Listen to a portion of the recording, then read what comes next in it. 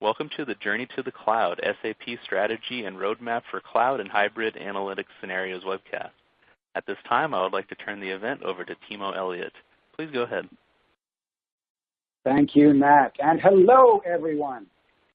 So my name is Timo Elliott. I'm an innovation evangelist for SAP, and I've been passionate about analytics for over 25 years now, since joining Business Objects when it was a tiny startup a long time ago. I am delighted to welcome you to the first Ask SAP community call of 2017, talking about your potential journey to analytics in the cloud with SAP.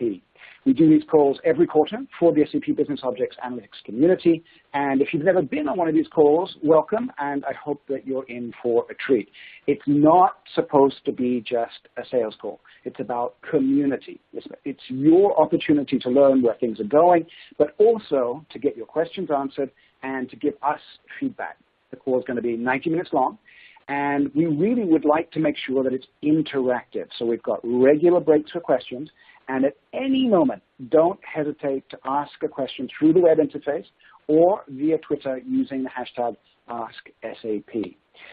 Links to the replay of the session and the slides will be available from sap.com/AskSAP within 24 hours, and we will include a full Q&A.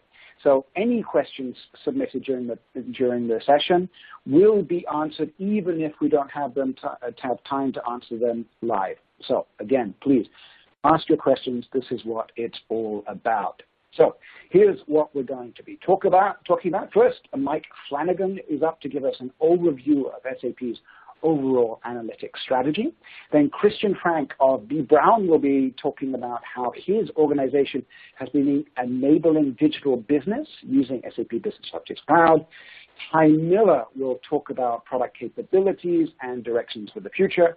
And then Adrian Westmoreland will talk about the practical aspects of combining these new technologies with your existing analytics infrastructures. Now, of course, the whole point of these sessions is to talk about the future. So I do have to remind you that these are plans, not promises. These plans can and probably will change, notably based on feedback from customers like yourselves.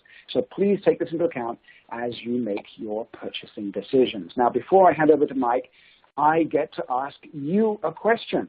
So please, in order for us to tailor what we're talking about today to your needs, please take part in this quick poll that should be coming up on your screen. So where are you in your cloud analytics journey today? Are you on-premise and that's where you're staying? In which case, why are you on the call? Are you already hybrid with some data in the cloud? Are you looking to move to the cloud in the short term, 3 to 6 months? Or is the longer term strategy? And the last option is there just to see if you're awake. Cloud, what do you mean by cloud? All right, so I've got some votes coming in. Please click away. We've only got about a fifth of the attendees. I know you can do better. Show me you're still awake. All right, and I'll give it another minute. Some people just haven't had quite enough coffee, maybe. All right, click away on those options, and when we get to 50%, I'll go to the next slide. Another few votes. You can do it. Come on. Yay. Okay, 51 attendees. So here are the results. And so I think that makes a lot of sense. So some people are already hybrid. There's actually a dip then down to the number of people moving to 3 to 6 months, but the clear majority of people are interested in cloud analytics, but as a longer-term strategy. And there are some people that would like to hear what we mean by cloud analytics. So with that, over to you, Mike. Take it away. All right. Thanks a lot, Timo, and appreciate the opportunity to be with you. I want to talk a little bit about where SAP sees analytics from an industry perspective as well as in our portfolio headed over the next couple of years. And I'll start with maybe just a little bit of a tee-up for what Gartner calls bimodal IT. And I want to talk about bimodal IT because I think this is really an important thing for us as we think about what our customers are struggling with. And it's many of the same things that I suspect each of you struggle with as such, which is really around how do you do both? How do you do mode one, where you run your current business, drive automation, drive operational efficiency, drive profitability, drive down your costs, and really deliver by firing on all cylinders in that part of the business that you've been in for a long time, while at the same time doing some of those things that have to do with differentiating your business. That is, how do you quickly innovate, quickly make change, quickly innovate the business processes that you're using to stay ahead of your competition? And it's not easy. It's something that I've heard as an analogy to driving down the freeway while also changing all four tires on your car. And as we think about the kinds of things that SAP is going to need to do to enable our customers to run their business in this bimodal way, we need to think about how we both help scale the current core business and provide an environment and the capabilities for very rapid innovation, where you can try new things, incorporate data, say, from IoT, from sensors, from wearables, those kinds of things that may be much newer to your business, but also understand that you're trying to drive efficiency and scale in your core business. And so here at SAP, you may have seen this graphic. We've put together this digital business framework, and this is really, for those who haven't seen it or haven't heard maybe a full explanation of it, this is really how SAP thinks about our overall product and innovation strategy. The key takeaway here is that this framework and the way that we think about what we're doing here, and as we talk about this with all of you, is that it fundamentally allows us to do two things. It provides the basis for digital disruption and the transformation that most of you are going through, and that's really across all aspects of the business value chain, so that you can reinvent your business models.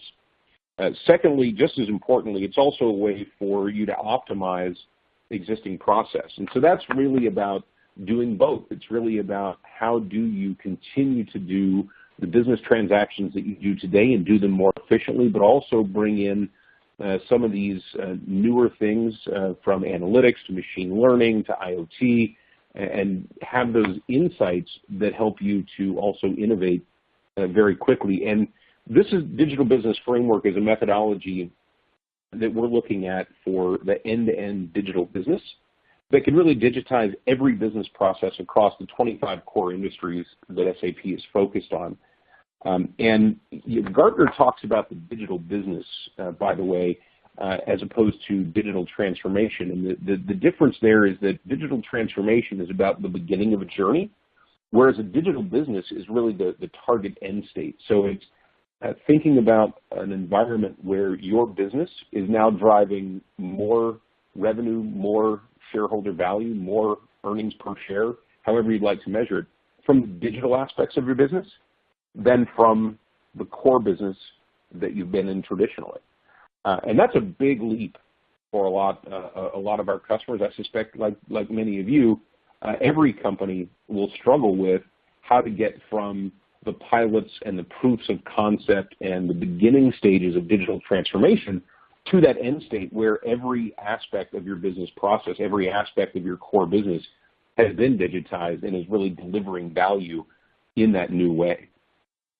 At the heart of this is the ability to take business transactional data and put it together with things like intelligent insights from analytics and machine learning and sensor data to form a digital core. And that really is about getting to that end state where it's not a pocket of innovation, a proof of concept that you're doing around some of these digital things, but it really becomes part of the core fabric of the company. And that core then begins to represent the heart and soul of the business, more so even than the traditional business process or the way that you would have traditionally done things. And then surfacing that digital information so that you can run the company better in every aspect through solutions like Business Objects Cloud. And of course, those of you who are familiar with the SAP Digital Boardroom is really how we see the entire board level conversation shifting from static PowerPoint kind of presentations, thinking about old data that was from yesterday or a week ago about how you run your company, to really allowing at the very highest levels of the company, digital to be the heart and soul of how the company is run every day. More real time, of course, in that aspect. And so when we then translate that into our strategy for product innovation, which I suspect is what many of you are more interested in than some of the industry trends, we need to think about this along a few different lines. And in my role leading product strategy for analytics, I spend a lot of my time with my team talking about how we do both. Because it's not just you as our customers that are having to deal with kind of the bimodal conversation, but we're dealing with this as an IT vendor as well. We have a long history of products that form the core of our business today, and they form the core of our relationships with many of you today. And just because we see a lot of you making a shift to the cloud, I think the survey that Timo just had you all fill out suggested that about 35% of you are either in the cloud in some way already or doing it very soon, and a further 43% of you are planning on cloud as a longer-term strategy. So 78% of those on the call, in the next couple of years, cloud will form a significant part of your analytics strategy. And of course, we need to be thinking about how we enable that to happen, but we realize that not everybody is there today, and some of you aren't planning to get there even in the next couple of years. So innovating in the core business that we have today so that we can deliver modernized, at-scale, on-premise products is really important to make sure that all those investments that you've made in SAP over the years are protected. And so we need to continue to be very aggressive about the way that we're innovating and modernizing that core. At the same time, again, we see that 35% of you are there already, and 78% of you plan to be there in the next few years. So leading in cloud analytics is very important for us. And that's that do both thing that I talked about a moment ago. We can't just innovate and modernize and scale our core products, but we also have to really deliver for you significant innovation and leadership in the capabilities that are available in the cloud. And so that's where things like the SAP Cloud Platform and Business Objects Cloud, where we're bringing together business intelligence with predictive analytics and planning, and then surfacing those great insights from that combination through either the Business Objects Cloud interface directly or through Digital Boardroom, so that we can really help digital companies run not just in the boardroom, but in every meeting, in every room, in a very real-time and agile way. That's how we need to lead in the cloud. And of course, we have to lead in the capabilities we're providing to you around business intelligence. We have to be the very best solution there, as well as delivering significant innovation through machine learning and predictive analytics. And that comes together, of course, with planning, because in the end, those insights that you get from BI and predictive are really about making business plans so that you can run your company, and the financial plans that come with that. Those kinds of capabilities coming together in Business Objects Cloud are something that SAP is doing in a way that we don't see many others doing, and we're hearing a lot of feedback about the capabilities of BI, predictive, and planning coming together being a very powerful combination for where analytics in the cloud needs to be to help move analytics from something that's done just by a few people in a company in a data science or business analyst kind of function to really being something that can be used by the other 80 or 90% of the company, the traditional business users who need to go explore data, get insight from that data, understand what it's telling them, and then adjust their business planning on that basis.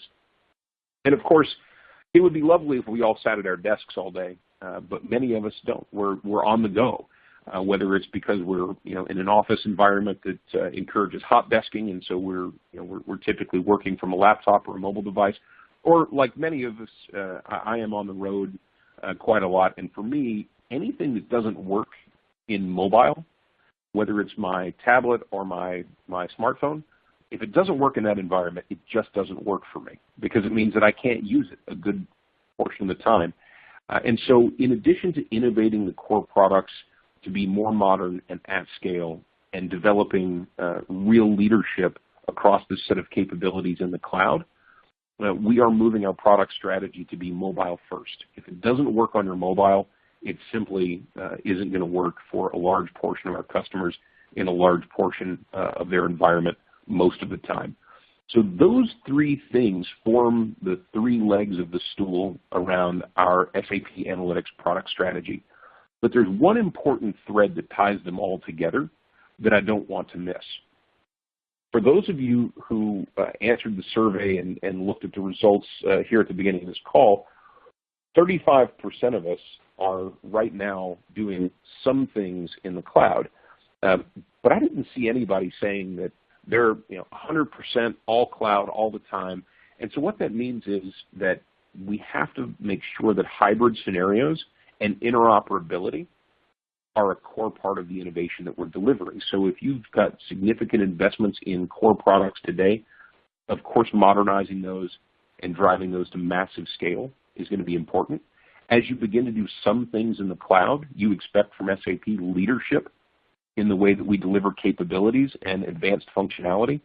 But we also need to be very sure that those two worlds work together very well. So whether that's from a technical capabilities perspective, making it easier to contract, making it easier to license, and of course providing a way for some flexibility and choice in the way that you buy from us in core products on-premise or cloud products, some of the newer things that we're doing, is also very important. So in addition to innovating the core, leading in the capabilities we're bringing you in the cloud, and delivering stunning interactive mobile experiences, we're going to be very focused on interoperability and hybrid scenarios so that that investment that you've made in on-premise core products from us today is protected as you begin to think about adopting things in the cloud. And so that really forms the basis of the SAP Analytics strategy going forward. And Timo, I'll turn it back over to you for some Q&A. All right. Thank you, Mike. So this is the audience participation part of the show. And thanks to the folks that have already been putting in questions. So this is your chance to get typing in the Q&A there, please. And actually, Mike, I have to say, looking at the results again, I think that the 14% that said they're only going to be in on-premise, I think there's a little bit of denial going on there. Let me put it this way. We absolutely understand that the core of people's BI today could absolutely stay in on-premise for the long term. But I have to believe that newer uses, so every company has a website. I guarantee that somebody in marketing is looking at Google Analytics or Omniture for how many people are going to that website. That is cloud analytics. These kinds of uses of information around the edges are increasingly becoming important. So it really should be part of any company's overall strategy, I believe. So looking at the question, so there's several questions that are a little bit more about the product. So if you ask one of those questions, I apologize. I'll actually defer that to after we've heard from Ty Miller. So I think you might get some insights there. So there's one high-level question. Actually, let me take you a bit. So there's a bunch of questions that are basically, why should I move to the cloud? I'm on-premise. What is the advantage to me of thinking about cloud compared to a more traditional environment? Well, it's a great question, and I think it's going to be a little bit different for every organization. So it really depends on the scale at which you're operating your IT infrastructure today, the pace with which you adopt new features and functions through software upgrades and a variety of other factors. But if you consider the pace of innovation, for example, of Business Objects Cloud, and Ty will talk a lot more about Business Objects Cloud here shortly and may get into this, so I don't want to steal his thunder, but we release new functionality, new enhancements to performance, new enhancements to functionality and features every 2 weeks in Business Objects Cloud. You think about your standard upgrade cycle for on-premise software and how often you're upgrading your infrastructure for anything. It doesn't matter whether it's analytics or BI or something else.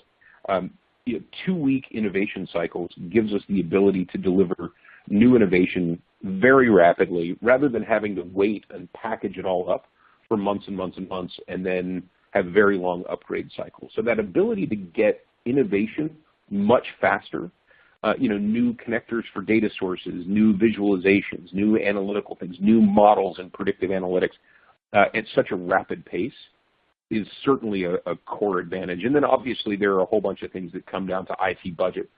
When you look at cloud and you look at the flexibility and the scalability of cloud infrastructure versus on-premise infrastructure, there are almost always some very significant cost benefits to moving to cloud. But for me, I think it's a bit short-sighted to talk about cloud benefits in the context of saving money. For me, the biggest benefit of moving to cloud is really about the pace of innovation that can be delivered.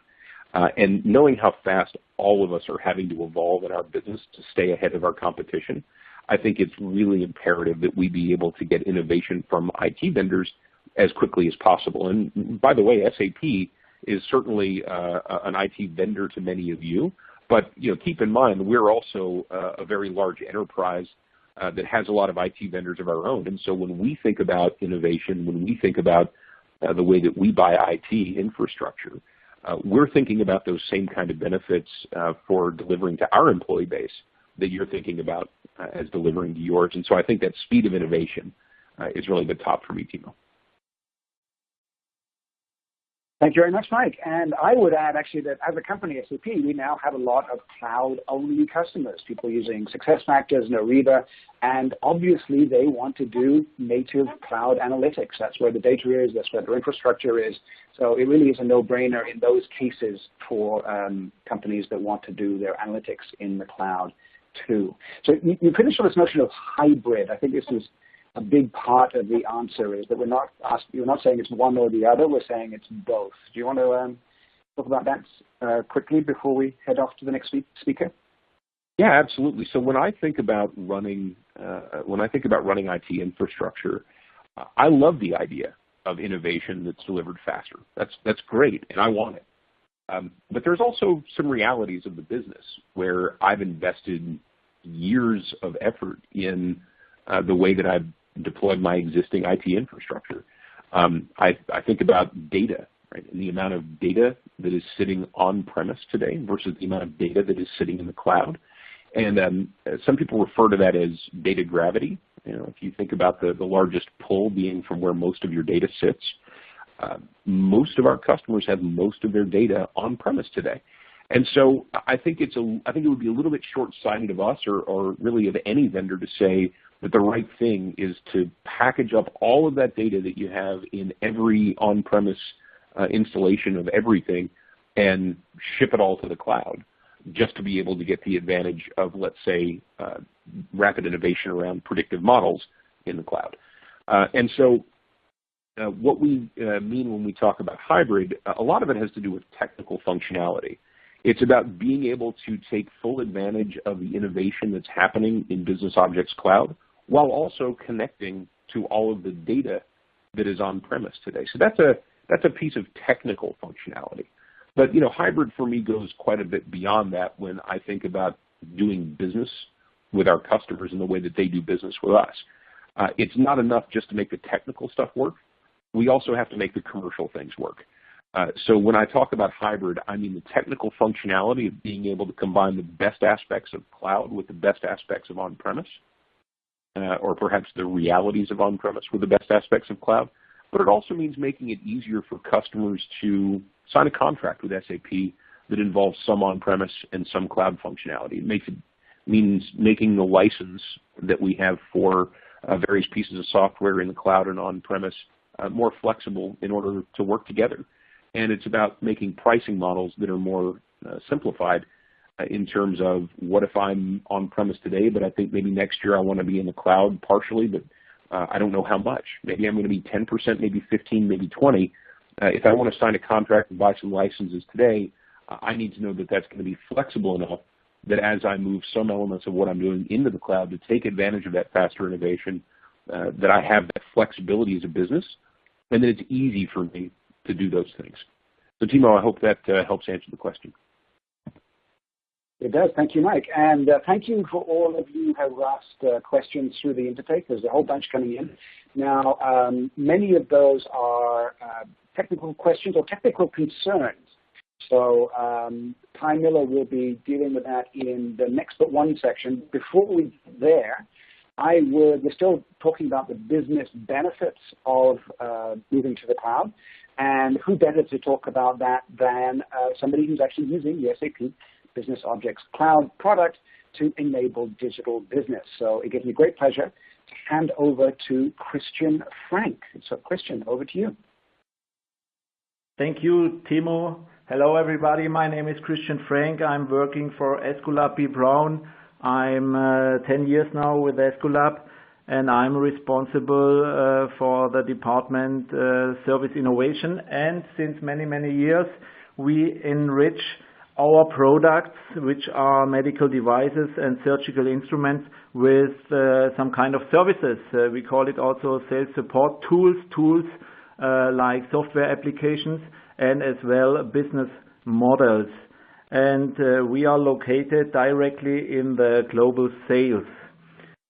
So Escolab is a division of B. Braun, and B. Braun has more than 56,000 employees, and Escolab is located in the very south of Germany, and like I said, our department is focused on pre- and after-sales services. And since a few years now, I would say about 3 to 5 years, we are very focused on data-driven services. I will give you an example what this means. These are services beyond the product, we call it. I will show you on the next slide. This is a picture of our so-called service inventory analysis. It's nothing else than an audit, an inventory on site at the customer in a hospital. Means the guy on the left in front of the computer is doing nothing else. He's going to the customer and he is counting surgical instruments for 3, 4, 5 weeks, depending on how huge the hospital is and what's happening there. He is taking into a database, it's a standalone software application, the quantity of each single instrument as well as the quality of a single instrument. Quality means, he says, is the instrument still okay? Does the customer has to repair it? Does the customer has to replace it? Why is he doing this? Because many customers do not have a so-called instrument management system. Hospitals worldwide are using pencil and paper to manage their surgical instruments. And believe me, hospitals have more than 25,000 surgical instruments as an asset in their hospital. So we are providing this service since more than 20 years now. All over the world, we have a team of more than 80 people worldwide offering this service, going into the hospital and offering to the customer at the end transparency about their assets. What's happening afterwards?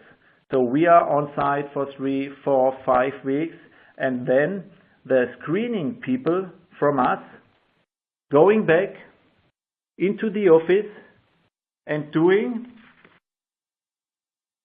creating the report. They summarize up the quantity. They have done nice pictures of the quality, like you see here on the bottom. It's pitting corrosion, is it called. There is a crack on it, and 45% of the instruments mostly have to be replaced in a hospital at the end. And what happens? We create a final PowerPoint presentation for the hospital management, as well as a Word document, which is a report where the customer can read everything, how many instruments he has, what is the amount of it, what are our recommendations for a next step, like a maintenance contract, for example, as well as another recommendation of a reorganization service. And he's getting a list of Excel files so he can import it into his instrument management system. And this exactly takes us 3 to 4 weeks. and then we go into the hospital and show it to the hospital management, which was very time consuming for us, and the customer had to wait many weeks till he gets the results of our inventory analysis. So, why is it so challenging, not only for us as well as for the customer? Because in the so-called instrument cycle of the customer, which means the customer has to storage the trays, the instruments, the sets, they are called, he's using in an OR. He's using it in the OR, and at the end it comes back to the so-called sterilization department and has to be cleaned, has to be washed, and at the end sterilized, and is going back to the storage. And there are many items, not only from us, from Esculap, as well also from the competition. They have classification information, they have a lot of competitor items, they have documents. Everything is used in this instrument cycle, but the problem is the customer doesn't have access to all this data, and as well the instrument management system he is using is recording a lot of data, which guy, which person, which OR is using which instrument at what time and from which person. But nothing is happening in the past with all this data. So we have done last year in summer a proof of concept together with SAP and the cloud platform. I will show you a demo right now. Let me share my screen. Just a second. Because we are offering this service of an inventory since more than 20 years now, we were in the past not able to do some kind of a benchmarking, for example, because hospitals are very interested how is the instrument, how are the assets are looking from the hospital next to me, for example. So what have we done? The first step was we took all the inventories from the last 3 years and we placed them in the cloud. So you see on the top, on the left, we have now in this data lake, we call it, in the SAP cloud platform, 632 inventories. This means these are more than 2,600 so-called specialties, and number of screen sets more than 32,000 sets, and with more than 1.1 million instruments. And so we were able now to have all the data from all the inventories worldwide in one cloud database. This was not possible in the past for us. And if I start the demo now, you will see it's a dynamic one. This means we were mapping the data out of the inventories with GeoMap data. So it's possible for our sales department to see where are the hospitals are located, and the cycle you see on the left depends. The size of the cycle depends on how many instruments we have screened there. And because the story in the Business Objects Cloud is dynamic, you can also dive in. So I have marked now the Ospedale San Gerardo in Italy, and the story in the Business Objects Cloud will adjust all the figures now to this single Ospedale San Gerardo in Italy. I can also mark another one, which is in France, a third one, which is in Germany, and at the end we have 3 inventories where we have screened nearly 70,000 instruments. That was not possible in the past for us, for our sales department, to have reports all from hospital to hospital. So next dive in would be, if we go back, that we can dive in more. So you see on the left side now, out of 632 inventories, the most screened manufacturer is Esculap on the left. Then the second one is a competitor which is called Martin. And on the bottom you see the most screened item code from us is the item code BH111R. This is a very important information for our R&D department. Why? Because if I dive in now to the competitor Martin, the system will give me the most screened item code on the market from the competition. So we should look now that we take this item code, which has been screened nearly 1,000 times, should be also part of our portfolio. Very nice information, which we were not able in the past to see. So, just a second. This is also possible for the other competitors. And also very nice is the so-called lasso function, where you can zoom into the map, and a sales rep, which is, for example, responsible for the south of Germany, can now mark his region like this, and the story will adjust his facts and figures to the region he has marked. So these are now 4 hospitals with the facts and figures I introduced you before, with the number of screened instruments, also which competitors are in this area. So that was a demo how we use this Business Objects Cloud right now. This is just the first step, how we use it. Why? Because our focus is, and part of our strategy 2020 is to create a sales digital marketplace. Marketplace where we were able to synchronize our on-premise data into the data lake, as well as the data out of our services. In the past, our classic IT didn't give us the possibility to save data out of services like the inventory analysis you have seen. So in the cloud, we are able now to mix it up with our on-premise data, as well as customer data out of instrument management systems. Customer give us more and more access to data out of their machines.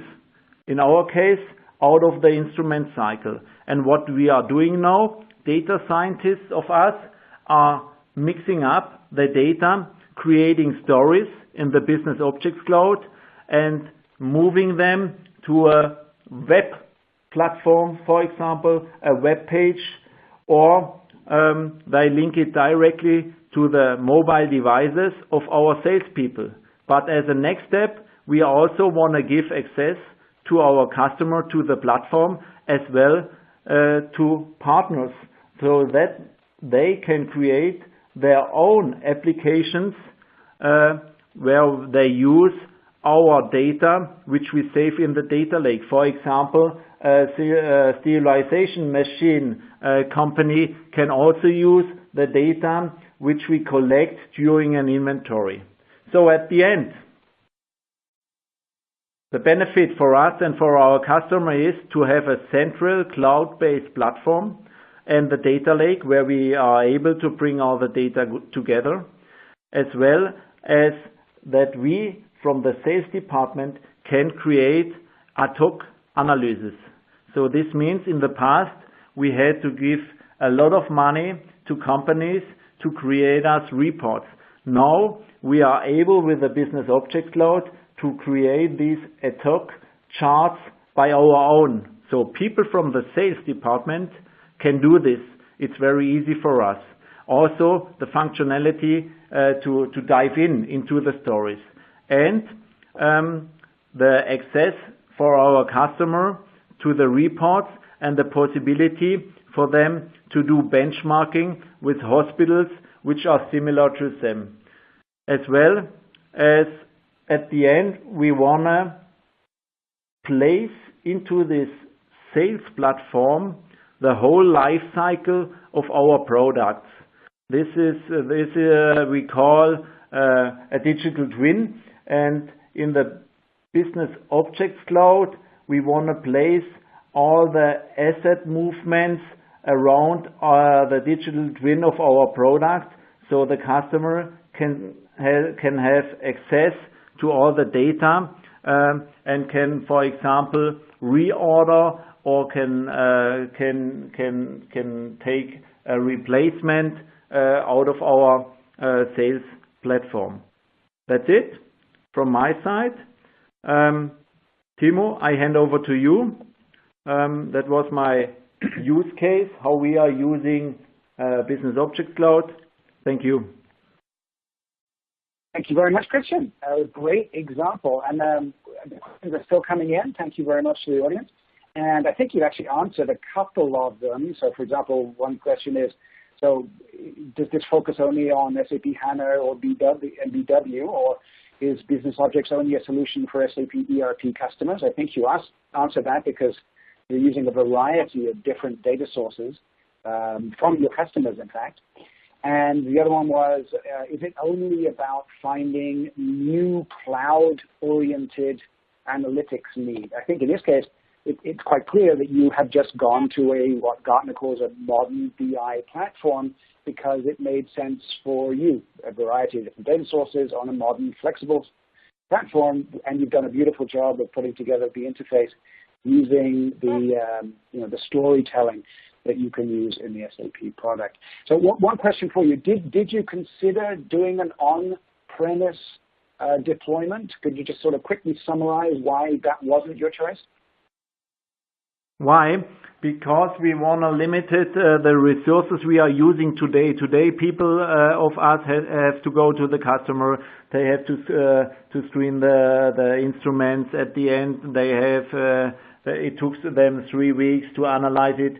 Now we are able to create templates in the cloud, which we can share with all our other sales departments worldwide, with all the sales countries are offering this service, and then everybody is using the same results. So sharing expertise is a big topic in this case, that we have one single truth and not each country is using their own argumentation and recommendation. Fantastic. Thank you very much. And thanks again for your presentation and for participating. And now let's try and get to some answers for some of that slew of more technical questions that have been coming in. So I'd like to hand over to Ty Miller, who's going to take us through more details about Business Objects Cloud and directions. Over to you, Ty. Great. Thank you, Timo. So some of you may be asking more questions on why is it that we're putting so much focus on the cloud.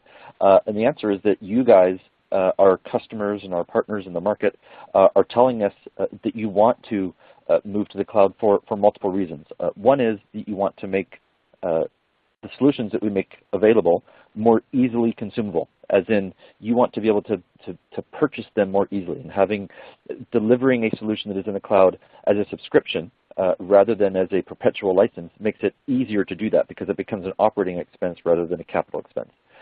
Additionally, you want your partners and your vendors to be more accountable to the solutions that they are providing you.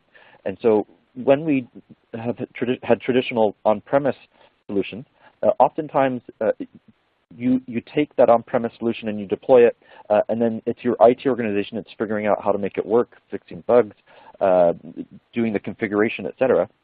Whereas when it's provided as a service, all of that work and effort is put on us as SAP. So we are more accountable for making sure that service that you're consuming is working for you. And when it doesn't, if it doesn't, it's not that hard for you guys to move to something else. So it makes us even more accountable and focus even more on making the solution that we're delivering to you work for you and make it be a part of your business to make you run more efficiently. And that means that one of the ways that we do that is providing innovation as quickly as possible. So as Mike said, we are updating Business Objects Cloud every 2 weeks, and those updates are both new functionality, fixes and issues that we may have, but it allows us to be much more flexible in creating a solution that you guys can really take advantage of. And so then that means for in this bimodal scenario where we have both IT and the business working on multiple use cases and having different needs for their solution, that it allows your IT organizations to focus on higher value objectives, doing things to make data more easily accessible and usable, for example. IT can move away from just working on making sure systems are up and running to those higher value scenarios. Now, for us as SAP, as a provider, why do we want to do this? Well, number one is when we're delivering a cloud service, it means essentially that we're running on one version of the software. And so we don't have multiple code branches that we're having to support from multiple versions of software that is deployed to thousands of customers around the world that are all on different versions and different patches, etc. It allows us to be much more streamlined and efficient in maintaining one code base that really gives us a significant economy of scale. Two, when we're working in the cloud, it allows us to be much more interconnected and take advantage of other cloud sources and platforms and environments where we can provide an ecosystem of analytics capabilities that simply isn't available in an on-premise environment. And then the last 2 points here, it allows us to be closer to you as our customers. So this ties in closely with the vendor accountability from the perspective of the consumer, our customers and partners. And even more importantly, not only does it allow us to be closer to our customers generically speaking, but it allows us to be closer to the actual user of the system. It allows us to understand better how the end users are actually taking advantage of the analytics and the planning capabilities and the predictive capabilities, and it allows us to have a better, more immediate opportunity to improve and the capabilities that we're providing. So those are really why we're moving to the cloud.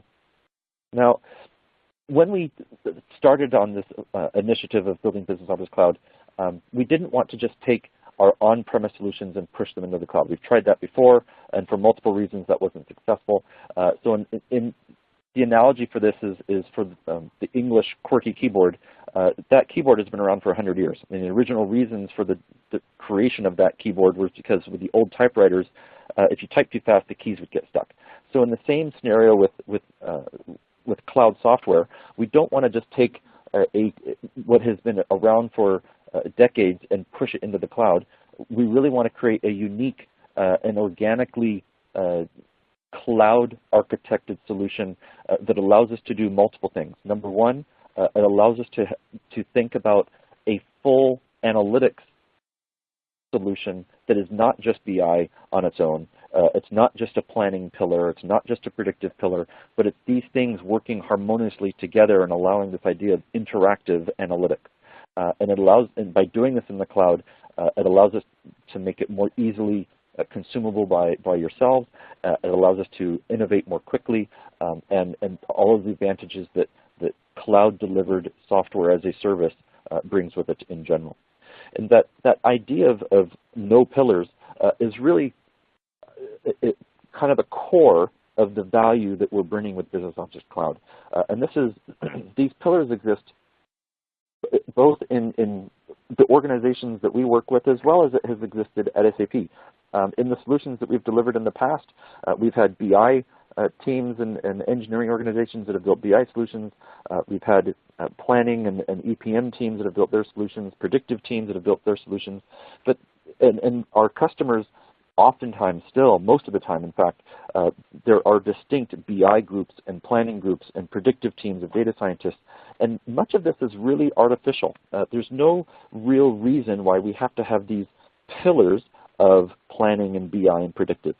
We really can, if we work towards this idea of a unified analytics capability and platform delivered as a service, we can really provide some cool use cases that really provide some value and benefit. And so I want to show you what I really mean by that with a quick demo here. So let's come in and do a quick screen share. And I want to show you what I mean by this.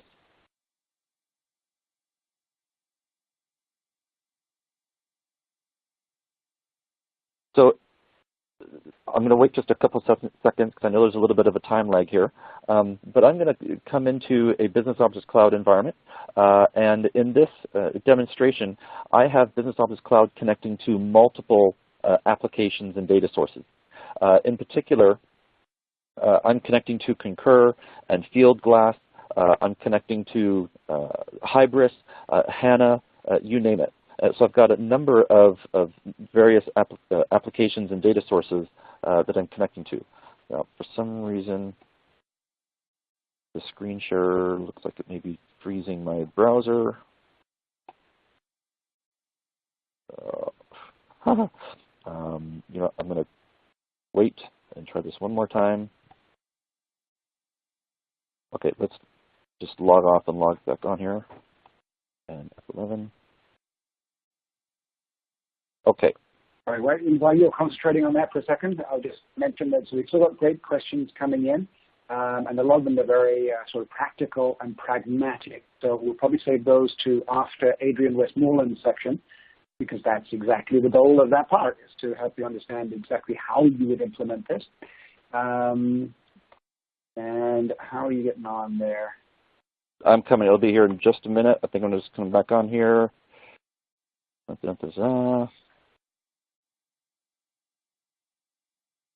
Okay, you know, I'm just going to skip for this for now. About, why again might one move to the cloud? Part of the reason is, as Kai just mentioned, we can rethink how you do BI, bringing together what used to be separate products and separate interfaces into one coherent way of working.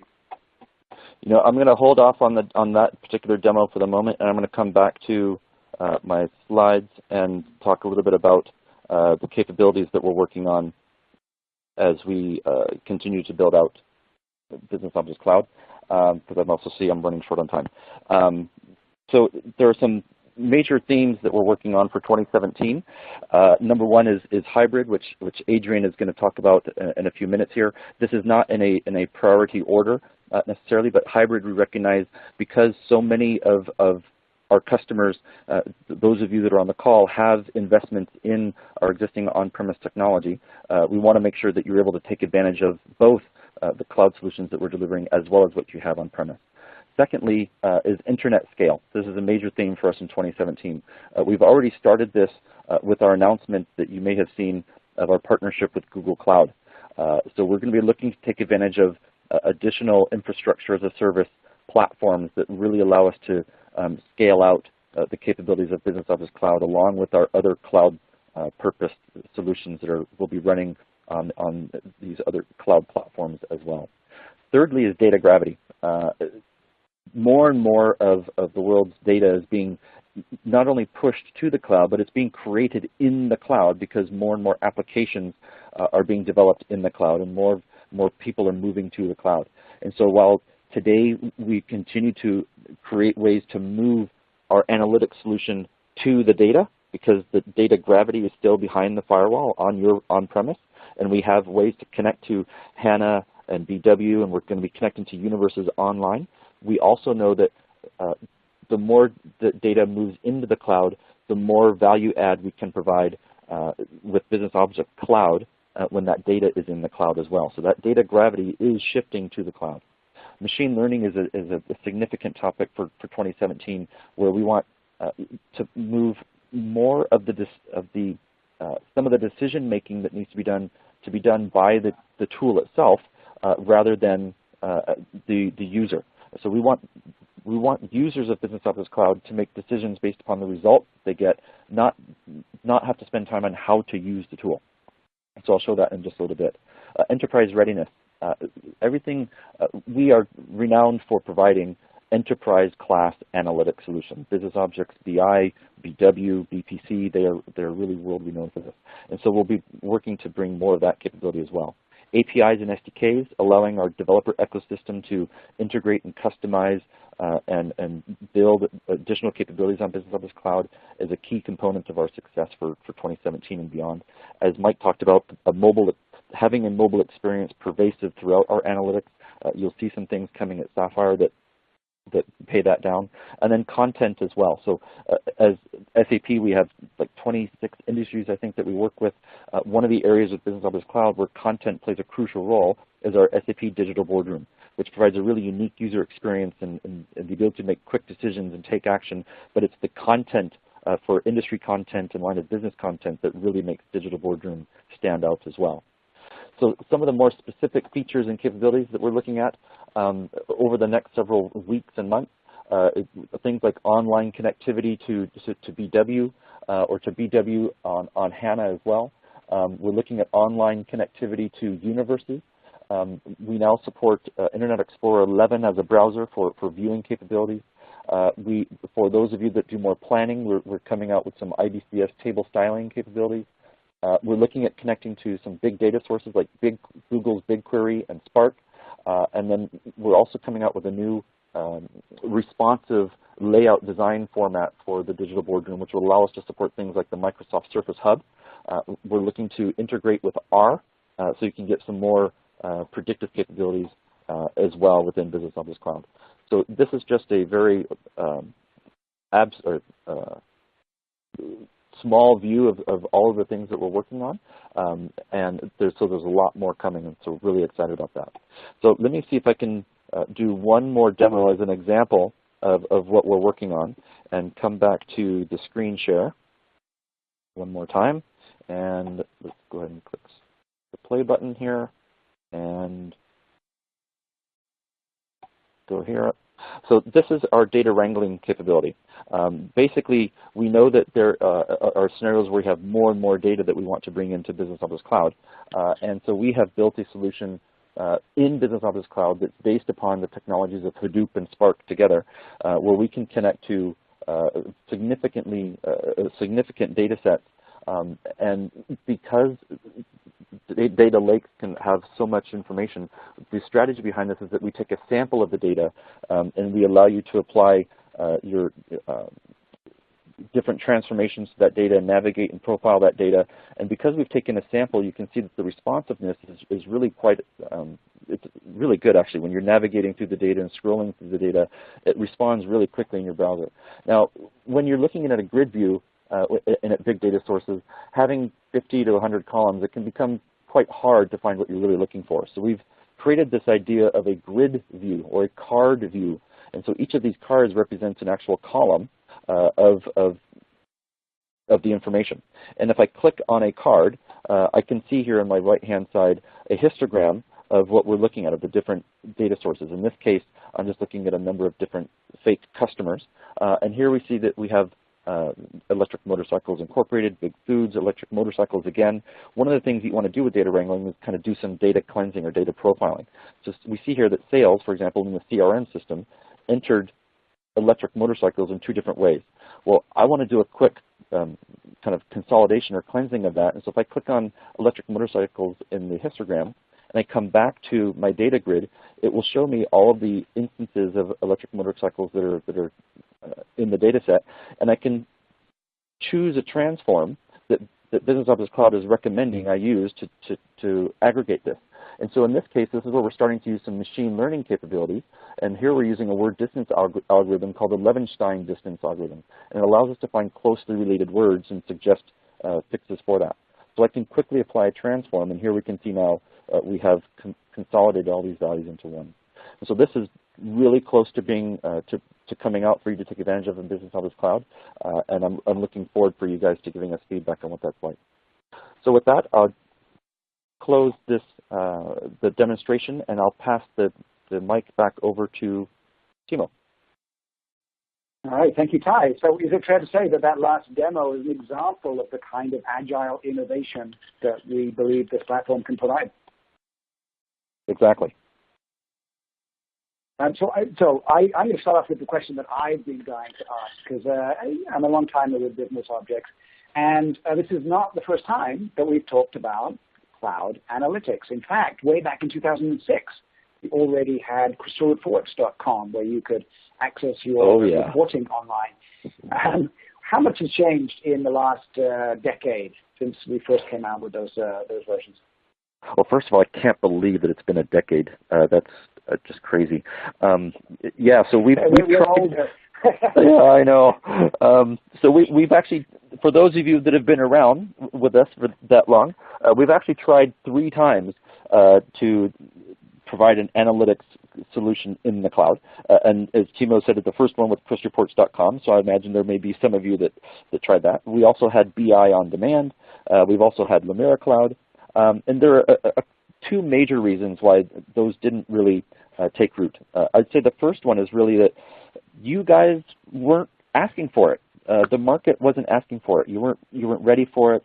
You didn't have some of the needs for the agility and innovation necessarily that we can provide now in the cloud. And there was just a kind of a systemic fear, I guess, of having data in the cloud. And we are all, in our personal lives as well as our business lives, becoming more comfortable with the fact that data in the cloud is often actually more secure than data that is behind our own firewalls. The amount of time and resources that we spend on securing the data in our cloud is enormous. In fact, probably the -- most important thing that a cloud company needs to do to remain successful is guarantee the security and the compliance of their customers' data that's in the cloud. So that's the first reason, is that the attitudes toward cloud are really now have changed, and we've reached this tipping point where customers are more willing and want to actually move to the cloud. The second piece that has changed is that those 3 previous solutions, they were born as on-premise technology. And so we were trying to take an on-premise technology and force fit it into a cloud environment. And it for multiple reasons, architecturally and process-wise, it just didn't work. With Business Objects Cloud, we have developed it from the ground up organically as a multi-tenanted software as a service delivered cloud solution. And this is what is, and because we've had this opportunity to develop from the ground up, we've also been able to change some fundamental characteristics about it, namely the fact that we can provide a complete analytics solution that is combining BI and planning and predictive all in the same environment. Thank you very much, Ty. And I think it's probably worth mentioning that we have based all this on the SAP HANA Cloud Platform. And it's important to note that as a customer of Business Objects Cloud, you absolutely don't have to care about that. There's nothing that's restricting you from any data source. You don't need to know or hear anything about HANA, but it is a fantastic data platform. So I think it's one of the things that has enabled us to build such a powerful solution, is that if we want, predictive or planning, or in the future maybe spatial or data wrangling, all of those algorithms are built into the platform, and we can just call them now from our analytics solutions. Now, we've still got lots of technical questions that we haven't got a lot around to answering. Ty, I know you've done a great job of answering one-on-one through the interface, so thank you for that.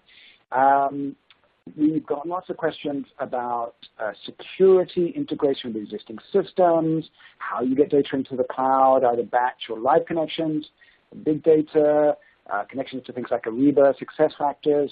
How do people cope with frequent updates? Doesn't that annoy customers? How can partners embed it, and so on? But I am actually going to defer those questions to after Adrian's next section. So if you have one of those questions, stay on the line, and I will hand over to Adrian that might well answer some of those questions before we even need to do it in Q&A. So thank you, Ty, and over to Adrian. Thank you, Timo. Yeah, I will try and cover some of those questions that I've seen popping up in the Q&A during this section on hybrid scenarios. I think with the brief times we've got, I'm going to struggle, but I'll do my best just to touch on some of those as we go through, and then we've got a little Q&A at the end where hopefully we can cover some more. So this section is going to start to drill down onto some of the more tangible aspects of Business Objects Cloud and our on-premise analytics assets, and really looking at some of the hybrid scenarios that we're starting to consider with these more complex mixed landscapes. So I'm going to begin by just taking a step back and remembering, it seems like some time ago now, the beginning of this presentation, where we had the first survey, and a lot of you were, still heavily focused with the on-premise assets, if you like, and the on-premise analytics solutions. So I'm going to begin by just a quick recap on some of the innovations that we are still working towards with our on-premise components, because really we've got to remember that any hybrid scenario, these on-premise components are going to form the foundation of those hybrid deployments, and we're going to start with cloud. So if I take a quick look at some of the areas where we are continuing to innovate, the first one I want to just mention is something that I think we've been talking around for some time. That is the convergence of Lumira and Design Studio. So Lumira 2.0, still on track for the first half of this year. The intent with this is that we're going to combine both the Lumira desktop and Design Studio. So we're going to have a new Lumira Discovery tool and then a Lumira Designer, as you can see, formerly Lumira and also formerly Design Studio. They're going to be combined together. And there's a lot of benefits around this, the ability to move content seamlessly from a business scenario to IT, the ability to have this single aligned experience across the content types, and also from a maintainability perspective, having a single combined server-side add-on to promote this content also lowers the overall costs. And this is still on track for, like I say, first half of this year. You should start to see, some of you may already be involved in the early guided beta cycles, and then we'll be rolling out around Q2 the Early Adoption Care program, which was formerly the ramp-up. And then the expectation is that middle of the year we should be able to GA the Lumira 2 product. So just to recap, the big change here is the Lumira 2.0 discovery piece there. We've got a brand new user experience, a lot of improvements around some of those areas that we've had feedback on in the past with Lumira, around the improvement to filters and input controls, improving some of those visualizations. Of course, one of the big benefits is around having a much more consistent set of data access between the design and the exploration elements, plus, of course, the interoperability of the content between those. Then improvements generally around the storytelling. And for the Design Studio piece, we are revising the designer with a slew of new features and as well. And that really leads me just to recap on the convergence for our on-premise tools. We've been talking around this topic now for a number of years, and we're delivering now on this in many areas. So the final sort of mid-2017 convergence results will be that we'll have a single Lumira tool set for data discovery and application building, I've just described. We have managed to now bring all of the Office add-ins into the single Analysis Office toolset, so a number of those add-ins have been combined. And of course, we still are maintaining and enhancing our Web Intelligence and Crystal Reports assets for those core BI workflows and reporting workflows. So a good set of results there around the on-premise classic BI assets. Let's not forget that there's also the BI platform in general as well. And we're continuing to release brand new features in the service packs for the core BI landscapes. Some of these are things like set analysis being brought back in. Plus, of course, we're continuing with some of the areas, for example, around Webby, but also continuing to improve the core platform areas as well. Some of these features, for example, the CMS database driver, have been a long time coming. It will give you the ability to report on and explore the content within your BI landscape. And of course, beyond this, in SP4, we're adding a unified viewer, so there'll be a single viewing experience within the BI Launchpad. We are, in fact, enhancing the Launchpad with a new look and feel. well, so a more Fiori-like experience within the BI Launchpad. And then going beyond that, 4.3 planning is underway to continue to enhance and build on that core set of capabilities we have within the on-premise BI infrastructure.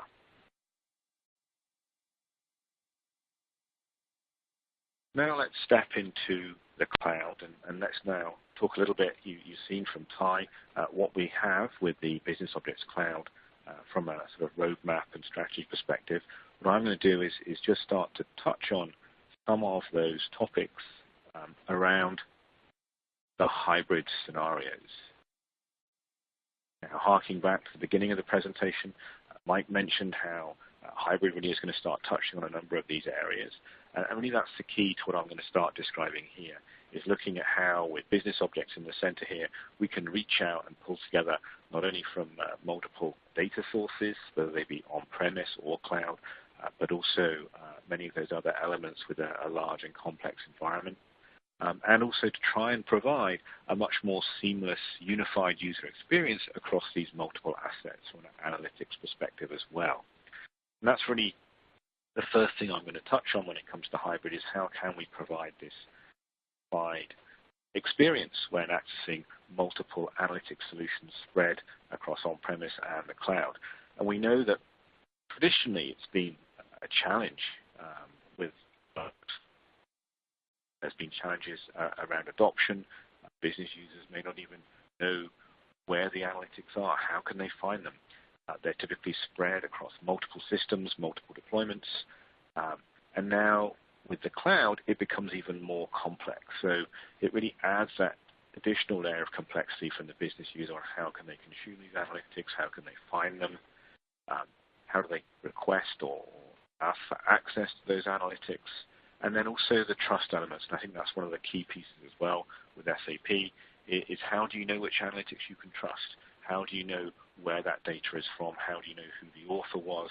How can you understand whether that's a certified and agreed upon set of measures or metrics in an analytic? How can you understand whether that is an accurate and up-to-date set of information in an analytic? And all those pieces need to come together in an experience that can allow users to have a single analytics access point. And that's really what we're looking at to start to consolidate access to hybrid scenarios. We're planning to release a single analytics access point, a cloud-based solution that will allow you to take assets from your on-premise analytics solutions, from Business Objects or any others, from other SAP systems, and also from Business Objects Cloud, and combine those into a single view of your analytics landscape. What this will do is really allow those business users seamless access to these analytics, whether they be on-premise or cloud, and more importantly, if those analytics transition, let's say from an on-premise system, and you maybe transition one of those analytics to a cloud system, the user would have a single seamless experience. So they wouldn't necessarily be aware of the fact that the underlying analytics landscape is transitioning or moving as time goes forward and as these landscapes mature. So what that means is that really we have this single access point, and it's really trying to build out more than just a list of consolidated documents. The plan here is that we really want to build a vibrant analytics community within the organization, so allowing users to publish the assets, allowing people to share and comment, allowing administrators to promote content so that people are aware of new analytics that are coming in, of new areas that they may be interested in. And then going forward, we would also like to augment that with some machine learning. And again, going beyond the sort of people who view this would like to also view this, but trying to add some of those more intelligent recommendations based on people's patterns of use, based on the usage of the analytics across both on-premise and the cloud.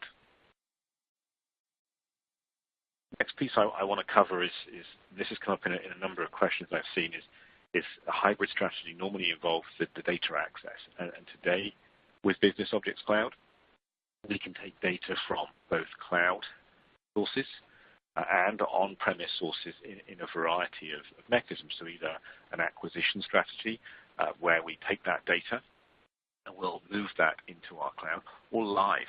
And the live connectivity option today encompasses SAP HANA.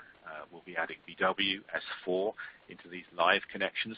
And the benefit of live is the data stays on premise. So you don't need to worry about the security of our cloud, the sensitivity of that data. The data always remains behind your firewall.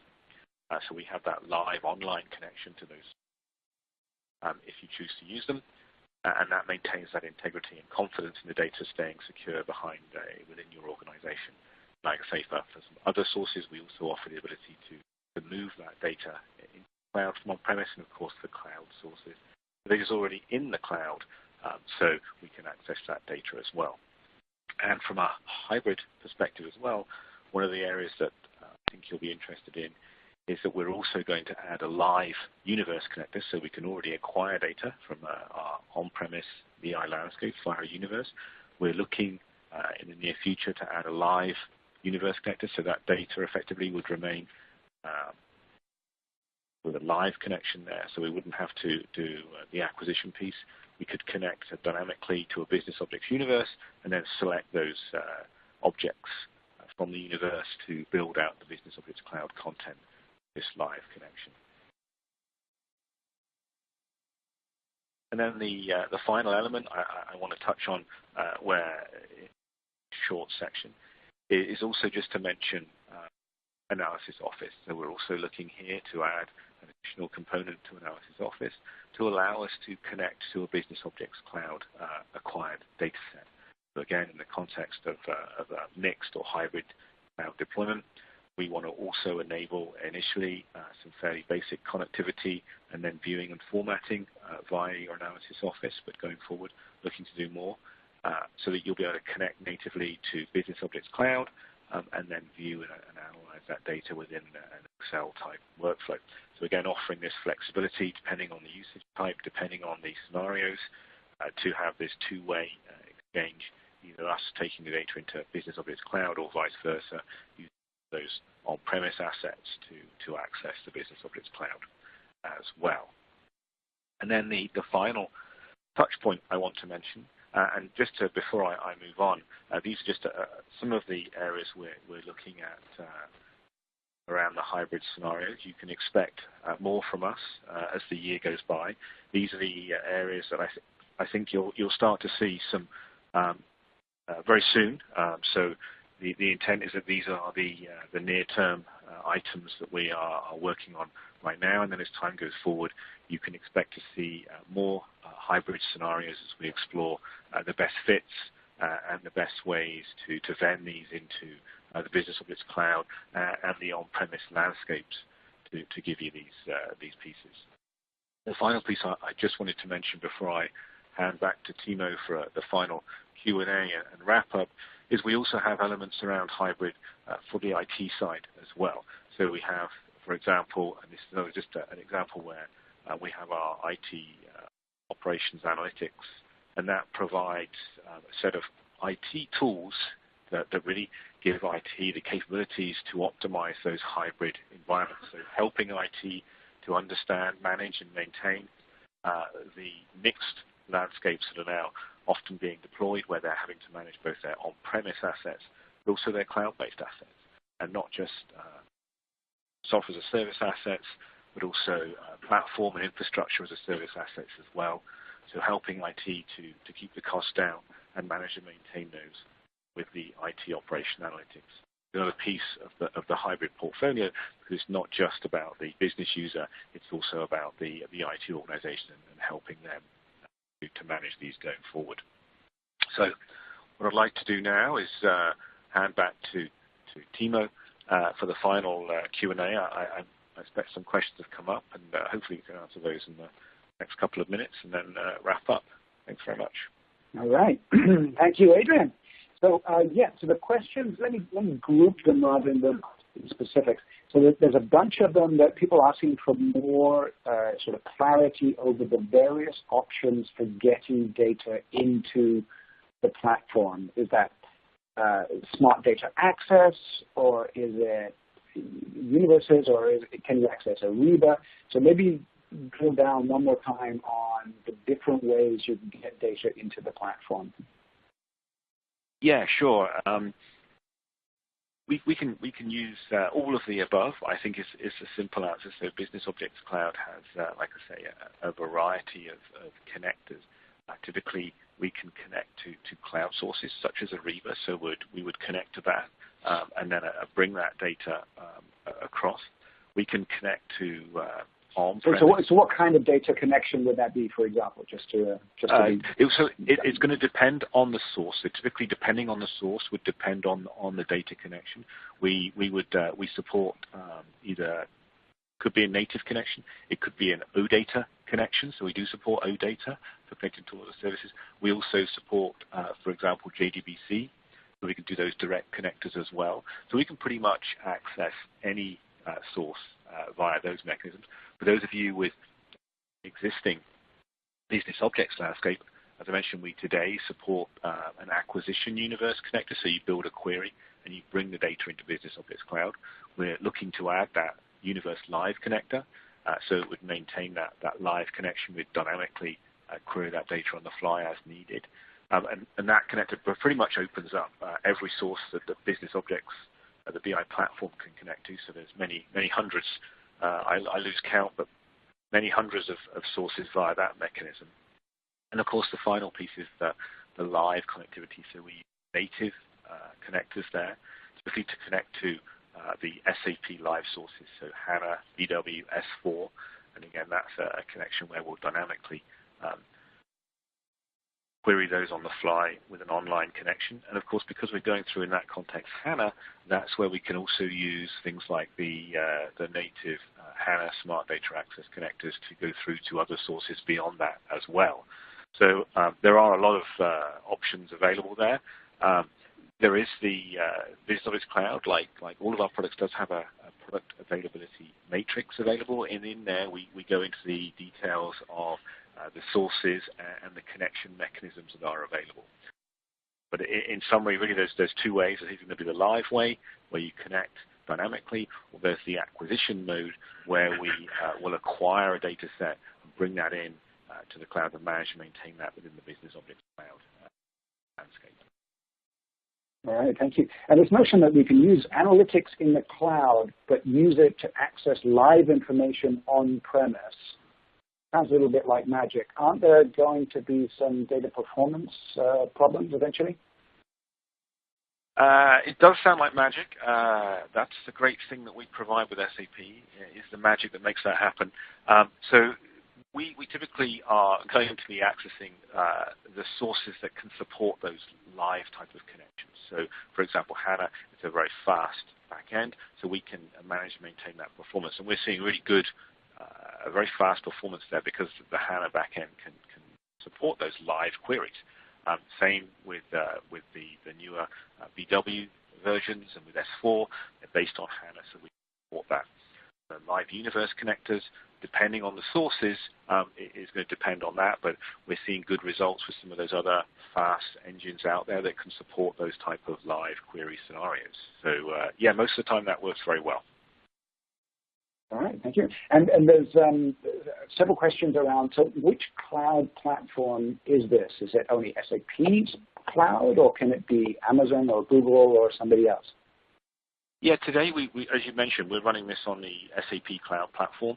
That's where we stand today. But we are looking, as Ty mentioned, we recently announced working with Google, and we're looking at other cloud platform providers to broaden out the scale of the offering to extremely large scale numbers on the infrastructure side. So like I say, today it's the SAP Cloud Platform, so it uses our data centers and our infrastructure. We are looking to offer this on other IaaS providers as we go forward. All right, thank you. you. Of course, that doesn't limit the connectivity. Sorry, Timo. I say where we run doesn't limit what you can connect to, so we can connect to other cloud platforms. So we can already connect to Google and bring the data from there, and others as well can be accessed. Great. And of course, this is a great example, again, where we'll be working with our community of customers to prioritize which platforms and which infrastructures make the most sense. A question from a partner over Twitter about embedding Business Objects Cloud inside their own on-premise applications, and presumably also potentially online applications. Yes. So right now, the plan that's coming. So we will be offering and looking to extend our capabilities around embedding. So the first part of that you should see very soon, with the ability to embed the core Business Objects Cloud content within other applications. And then we're looking to extend out our embeddability via a set of SDKs and APIs over the near term to offer those types of solutions. And our partners today can, of course, build content and provide that for Business Objects Cloud as well. And we have many partners that are already doing that. They're building out industry-specific content packages for Business Objects Cloud. All right, thank you. So there are still lots of questions in the queue. Unfortunately, we don't have time to get to them now.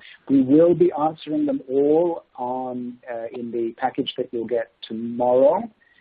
So any question that's been answered through the interface, we will endeavor to make sure you get an answer to that and provide the answers to everybody. So let's pass now on to a final poll question for you.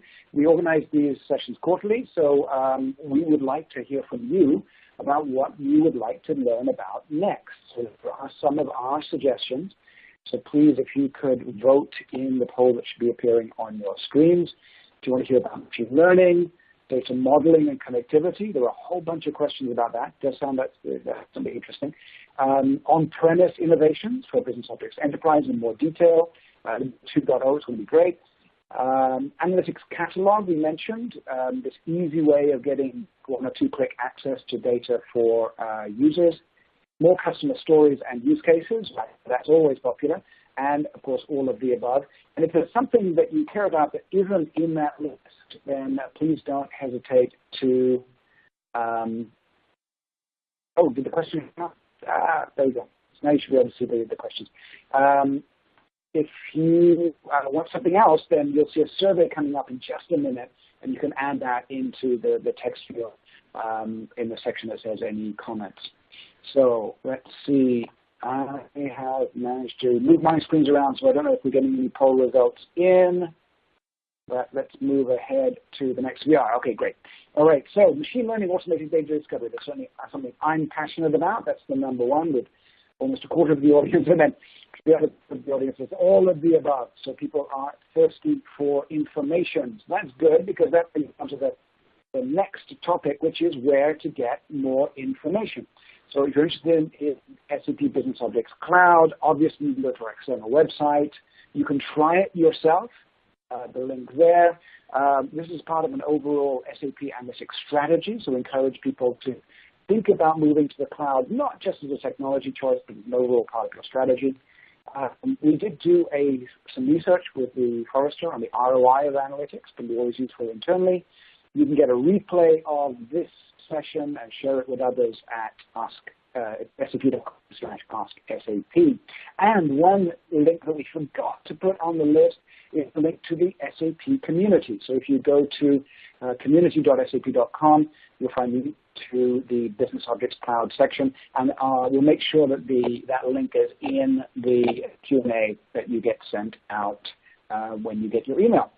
So with that, thank you very much for all the participants. Please make a date in your diary for the next Ask SAP webinar. It will be June 15th.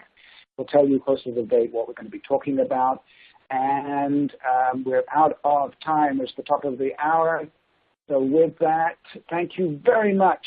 Special thanks to all of the great presentations, to Christian Frank, who gave us the great customer story, and the other presenters. And thank you, audience, for your time. And we look forward to seeing you next quarter. And with that, I'd like to hand back to our moderator, Matt. Over to you. Thank you again for joining us today. As a reminder, a survey will appear on your screen. Please take a moment to complete it, as we appreciate your feedback. This concludes today's presentation. You may now disconnect.